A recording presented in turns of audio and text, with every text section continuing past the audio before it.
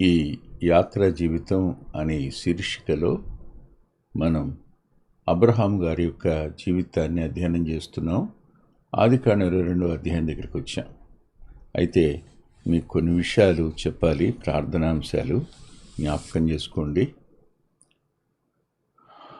ఈ నెల 24వ తారీఖు నుంచి సహోదరుల సదస్సు జరుగుతుంది, సేవకులది. ఆ సమయానికి 3 పుస్తకాలు ప్రింట్ కావాల్సి ఉండింది. అవి ఇంకా సరిచేసే, ఎడిట్ చేసే స్థాయిలోనే ఉన్నాయి. మీ ప్రార్థనలు అవసరం, మర్చిపోకండి. మరో సంగతి ఏమిటంటే, వ్రాయవలసిన పుస్తకాలు ఉన్నాయి. వాటి విషయంలో కూడా మీ ప్రార్థన అవసరతని మిమ్మల్ని ప్రార్థన చేయమని అర్థిస్తున్నాను. మరో మాట, తమ్ముడు నతానియల్ విశ్వాణిలో పనిచేసి రిటైర్ అయినాడు. తన వైఫ్కి బాగాలేదు.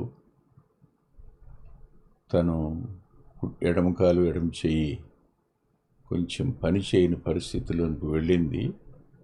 అయితే డేంజర్లో నుంచి అవుట్ ఆఫ్ డేంజర్లోకి వచ్చేసింది.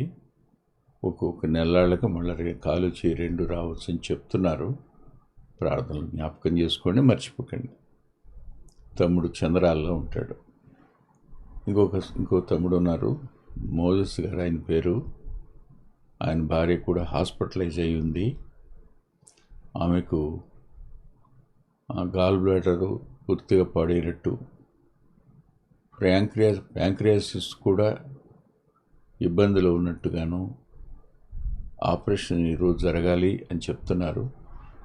దయచేసి ప్రేయర్లు జ్ఞాపకం చేసుకోండి, ప్రభు సాయం చేయాలని. ఇక మనం అబ్రహాం గారి జీవితం దగ్గరికి వద్దాం. 22వ అధ్యాయంలో 9వ వచనం, అలాగూ వారిద్దరూ కూడి వెళ్ళి దేవుడు అతనితో చెప్పిన చోటుకి వచ్చినప్పుడు,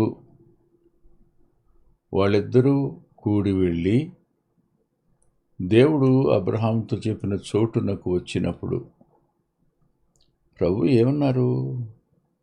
నీతో చెప్పబో పర్వతంలో ఒక దాని మీద అన్నారు. నీతో చెప్పబో పర్వతంలో, 2వ వచనంలోనే నీతో చెప్పబో పర్వతంలో ఒక దాని మీద అన్నారు. ఇప్పుడు మాట్లాడుకుంటూ వచ్చింది అబ్రహాము, ఇస్సాకు. కానీ చెప్పిన చోటుకు అబ్రహాము వచ్చి అనగానే ప్రక్కనున్న వారికి అర్థం కాకుండానే మనకు అర్థమయ్యే రీతిలో దేవుడు మాట్లాడగలడు మన అంతరంగంతో, మనతో. అదే నేను చూపించబోయిన పర్వతం అని ఓ పర్వతాన్ని, శిఖరాన్ని ఆయన చూపించారన్నమాట. దేవుడు మాట్లాడేవాడు, సజీవుడు. ఇప్పుడు అబ్రహాము దాన్ని చూశాడు, అక్కడికి చేరుకున్నాడు. అక్కడ బలిపీఠం కట్టాడు. అబ్రహాము, ఇస్సాకు మాత్రమే ఉన్నారు. పనివారు కింద ఉన్నారు గాడిదతో. ఇప్పుడు ఆ ప్రాంతం ఎలాంటి ప్రాంతం? అప్పుడు అది పొదలున్న ప్రాంతం, రాళ్ళున్న ప్రాంతం, బలిపీఠానికి సరిపోయిన రాళ్ళున్న ప్రాంతం. వాస్తవానికి ఈ ప్రాంతం దేనికి సంబంధించింది అనంటే, ఆశ్చర్యకరమైన కొన్ని మాటలు మనం ఈ ప్రాంతాన్ని గురించి ఆలోచించాలి. అదేమిటి అనంటే, ఇది రేపు కాబోయే ఒకానొక మహాపట్టణానికి, అంటే దేవుడు వాగ్దానం చేసిన చోటునకు ముఖ్య పట్టణం కాబోతుంది. రాజధాని కాబోతున్న చోటది ఆ ప్రాంతం. ఆ ప్రాంతం నేడు యెరూషలేం. యెరూషలేము దేవాలయం ఉన్న చోటు. ఇప్పుడు నేను మీకు కొంచెం వెనకల్లో ఒక మాట చూపిస్తాను, నాతో పాటు రండి. ఆదికాండంలోనే 14వ అధ్యాయం. 14వ అధ్యాయంలో ఒక మాట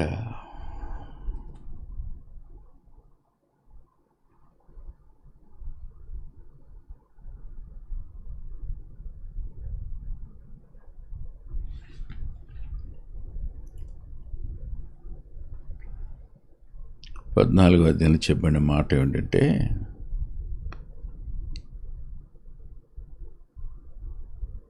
14వ అధ్యాయం 17వ వచనం. రాజులోయ అనే షావేలోయ మట్టుకు బయలుదేరి వచ్చెను అంటూ, షాలేము రాజైన మెల్కీసెదెకు రొట్టెను ద్రాక్షరసమును తీసుకుని వచ్చెను. అతడు సర్వోన్నతుడగు దేవుని యాజకుడు. ఈ ప్రాంతానికి షాలేము అనే పదం, షాలోమ్ అంటాం ఈ పదాన్ని. అయితే ఒక మాట మనం ఆలోచించాలి. అదేమిటంటే, పౌలు గారు అతని గురించి మాట్లాడుతూ మెల్కీసెదెకుని పరిచయం చేస్తూ ఇలా అంటాడు. అతని పేరుకు ముందేముందో తర్వాత ఏముందో ఎత్తి మరీ చూపిస్తాడు. నిజంగానే ఆశ్చర్యం అనిపిస్తుంటుంది. ఎందుకు ఈ మాట చెప్తున్నానంటే, అబ్రహామునకు చూపించిన చోటుకు భవిష్యత్తులో ఎంత చరిత్ర కలిగి ఉండబోతుందో ఆ ప్రాంతం. ఇవాళ మనమున్న ప్రాంతం కొరగానిదిగా ఉండొచ్చు, కానీ రేపు కానొక దినాన్న ఈ ప్రాంతం ఇలా ఉండదు. ఇక్కడికి వచ్చి నేను ఈ మందిర నిర్మాణం చేసిన రోజున ఈ చుట్టుప్రక్కల ఈ ఇల్లు లేవు, ఒకటో రెండో తప్ప, మిగతాంతా ఖాళీ ప్రదేశం. కానీ ఇవాళ అటు వెనక చుట్టుప్రక్కల అన్ని ఇళ్ళు వచ్చేస్తున్నాయి. ఒకప్పుడు చివర ఉండేటువంటి ఒక దేవుని సేవకుని ఇల్లు కొన్ని ప్రాంతాలలో పట్టణానికి మధ్య భాగంలో ఉండే పరిస్థితి ఏర్పడింది. దేవుడు చూసిన చోటుకు గొప్ప చరిత్ర ఉండబోతుంది అని అనిపిస్తుంది. హెబ్రీ పత్రిక 7వ అధ్యాయంలో రాజులను సంహారము చేసి తిరిగి వచ్చిన అబ్రహామును ఎవడు కలుసుకొని అతను ఆశీర్వదించెనో, ఎవనికి అబ్రహాము అన్నింటిలో 10వ వంతు ఇచ్చినో ఆ షాలేము రాజును మహోన్నతులకు దేవుని యాజకుడైన మెల్కీసెదెకు నిరంతరము యాజకుడుగా ఉన్నాడు.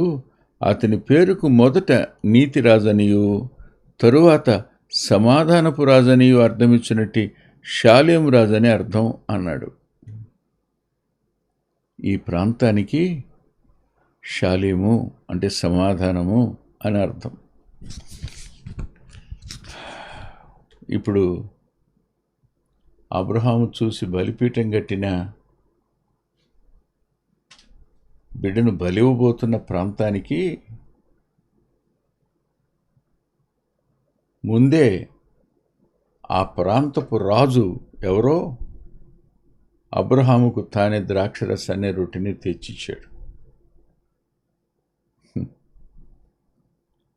ప్రపంచానికి ఆయన నూతన నిబంధన చేసి ప్రపంచంలో నుంచి రక్షించబడిన వారి కోసం నూతన నిబంధన చేసి, ఇది నా శరీరమని, ఇది నా రక్తమని రొట్టెను ద్రాక్షరసాన్ని ఏ రీతిగా ఆయన ఇవ్వబోతున్నారో దానికి ముంగూర్తుగా కనపడుతున్న ఆ షాలేము అనే ప్రాంతం. ఇకపోతే మరో మాట కూడా నేను మీకు చూపించాలి. యెహోషువ గ్రంథం దగ్గరికి రండి. యెహోషువ గ్రంథం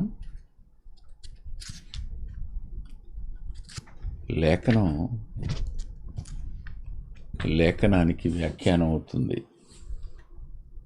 యెహోషువ గ్రంథం 10వ అధ్యాయం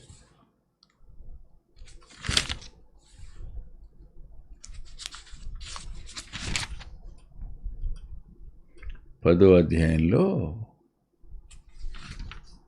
5వ వచనం నుంచి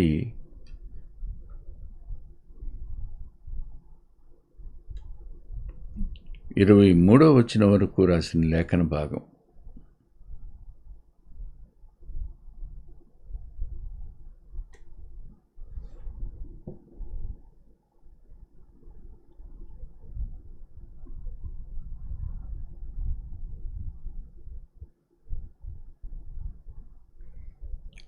అంటే ఇదంతా మీరు చదివితే అర్థమయ్యేది ఏమిటంటే 5వ వచనంలో అమోరీయుల 5 రాజులను అనగా యెరూషలేము రాజును అంటాడు. యెహోషువ గెలిచిన ప్రాంతం. యెహోషువ అనే మాట యేసుక్రీస్తు అనే మాట జాషువా, యెహోషువ అనే పదాలు ప్రభువుకు ముంగుర్తుగా ఉన్న పదం అది. ఆయన గెలిచిన ప్రాంతం. యెహోషువ ఆ ప్రాంతాన్ని గెలిచాడు. ప్రభువు కూడా లోకాన్ని గెలిచాడు, అపవాదిని గెలిచాడు, మరణాన్ని గెలిచాడు. ఆ గెలుపులో మనకు ఆయన పాలు పంపులు ఇచ్చాడు. యెహోషువ గెలవబోయే ప్రాంతాన్ని దేవుడు అబ్రహాముకు చూపించాడు. మెల్కీసెదెకు ఎక్కడి నుంచి వచ్చాడో ఆ ప్రాంతం దగ్గరికి అబ్రహామును తీసుకుని వెళ్ళాడు. ఆశ్చర్యం అనిపిస్తుంటుంది.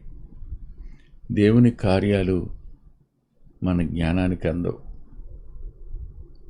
ఒకసారి నా స్నేహితుడు వచ్చాడు. పైన కూర్చుని ఉన్నాం.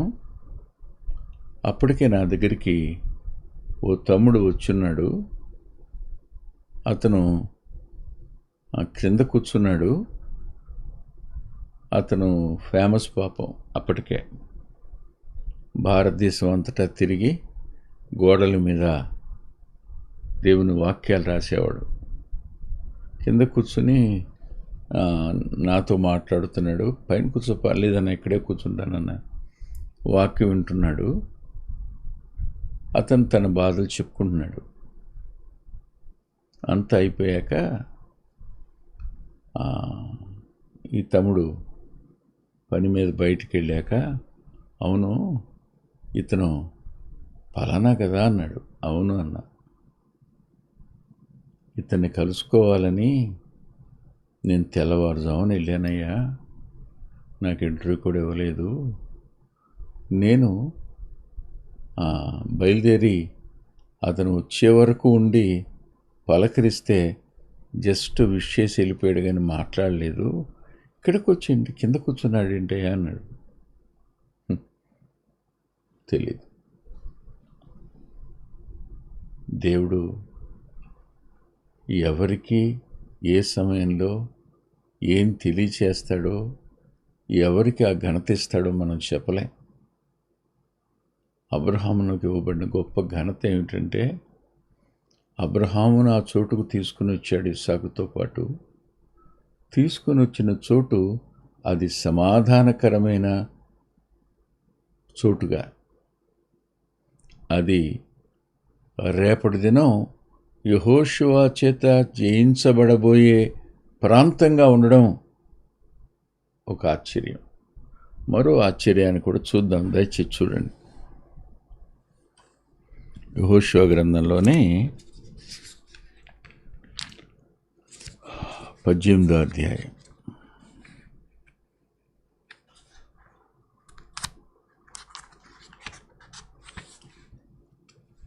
లేఖనం దగ్గర మనం అందరం నిత్య విద్యార్థులమే. ఒకసారి తెనాలిలో బైబిల్ క్లాసెస్ తీసుకోవడం కోసం వెళ్ళాను. వరుసగా వారం రోజులు అనుకుంటాను తీసుకున్నాము. నాతో పాటు మరో సోదరుడు కూడా ఉన్నాడు. అప్పుడు ఆ రోజున ఒక తమ్ముడు వచ్చి, అన్న బుక్ రూమ్కి వెళ్దాం వస్తారా అంటే, పదండి నేను వెళ్దాం, పుస్తకాలు పిచ్చి కదా నాకు. వెళ్ళాను. వెళ్తే అక్కడ పెద్ద ఆయన ఉన్నారు, ఒక ఆయన పేరు చాలామందికి తెలుసు. ఆయనతో ఈ కుర్రాడు చెప్పాడు, మా బైబిల్ టీచర్ అండి అని. ఇలా చూసి, బైబిల్ టీచర్స్ ఉండరాయే బాబు, అందరూ బైబిల్ విద్యార్థులే అన్నాడు. నేను అవునండి, నేను విద్యార్థినే, టీచర్ని కాదు అన్నాను. తిరిగి ఇప్పుడు చూడండి ఒకసారి 18వ అధ్యాయం చూడండి. 18వ అధ్యాయం 28వ వచనం. 18:28.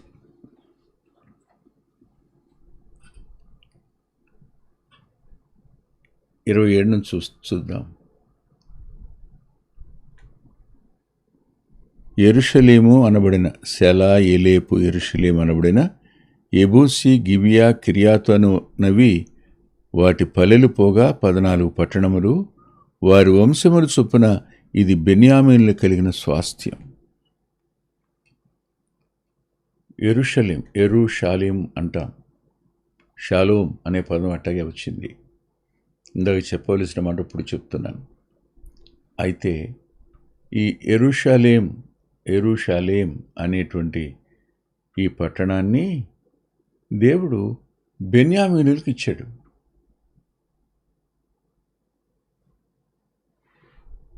నిజంగా ఆశ్చర్యం కదా. బెన్యామీనులకి ఈ పట్టణం ఇచ్చినప్పుడు కనిష్ఠుడు, యాకోబుకు జన్మించిన కనిష్ఠుడు బెన్యామీను అనుకుందాం. రాహేలుకు పుట్టిన రెండో కొడుకు. అతని వంశానికి ఇవ్వబడింది ఇది. అయితే ఈ వంశాల గురించి మాట్లాడే సందర్భాన ద్వితీయోపదేశకాండంలో 33వ అధ్యాయంలో దైవజనుడైన మోషే మృతి పొందకముందు చెప్తున్న మాటల్లో 12వ వచనంలో ఇలా రాశాడు, బెన్యామీనుని గురించి ఇట్లా, నేను బెన్యామీను యెహోవాకు ప్రియుడు, అతని వద్ద అతడు సురక్షితముగా నివసించును, ఆయన వద్ద అతడు సురక్షితంగా నివసించును, దినమెల్లా ఆయన అతనికి ఆశ్రయమగును, అతని భుజముల మధ్య అతడు నివసించును, ఆయన భుజముల మధ్య అతడు నివసించును అనే పదం కింద 2 అతని భుజముల మీద ఆయన నివసించునని రాశాడు.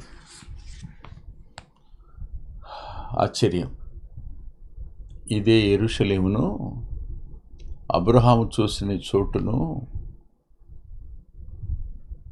యెరూషాలేం అని పిలువబడిన, ముందుగా చెప్పబడిన, ద్రాక్షరసం రొట్టె తీసుకుని రాబడిన ఆ రాజుండే ఆ ప్రాంతం దగ్గరికి అబ్రహామును తీసుకుని వచ్చి, ఇది యెహోషువ గెలుస్తాడు, ఆ తర్వాత వాగ్దాన భూమిగా విడదీసి ఇచ్చేటప్పుడు ఇది బెన్యామీనులకు వెళ్తుంది అని ముందుగా తర్వాత రాసిన మోషే చేత అతని భుజముల మధ్య ఆయన నివసిస్తాడు అని. అంటే ఈ బెన్యామీనీలు భుజాల మధ్య దేవుని నివాస స్థలం. ఎందుకంటున్నానంటే,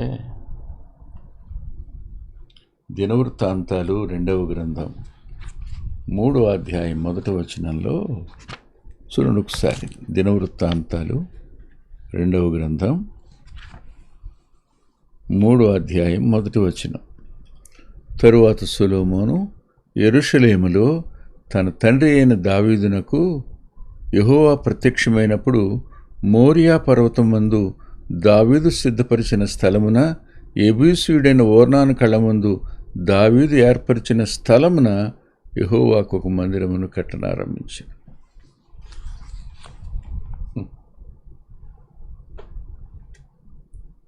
ఆ ప్రాంతాన్ని దేవాలయ నిర్మాణానికి వాడితే బెన్యామీను భుజాల మధ్య ఆయన నివసిస్తాడు అని చెప్పడం. అబ్రహాము నుంచి సొలొమోను వరకు ఒక్కసారి ఇలా చూడండి, ఏం కనపడుతుందో ఆ ప్రాంతాన్ని చూస్తే. ఒక ఆశ్చర్యం. దేవుని ప్రవచనం, లేఖనం,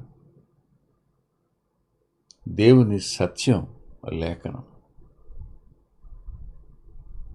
అబద్ధమాడనేరని ఆయన తన పిల్లలకు ముందుగా చూపించిన దాన్ని ఆయన ఎంత ఉన్నతమైన స్థాయికి తీసుకుని వస్తాడో ఊహకందదు. ఈ రోజుల్లో అతి సామాన్యంగా కనిపించే కొన్ని ప్రాంతాలు, అతి అల్పులుగా కనపడే కొంతమంది వ్యక్తులు కాలం వెంట ఊహకందని స్థానంలో వారు ఉంటారు. ప్రస్తుతానికి వారిని మీరు గేలి చేయొచ్చు, తక్కువ చేయొచ్చు, అవమానించవచ్చు. ఇష్మాయేలు ఇస్సాకును గేలి చేసినట్టు,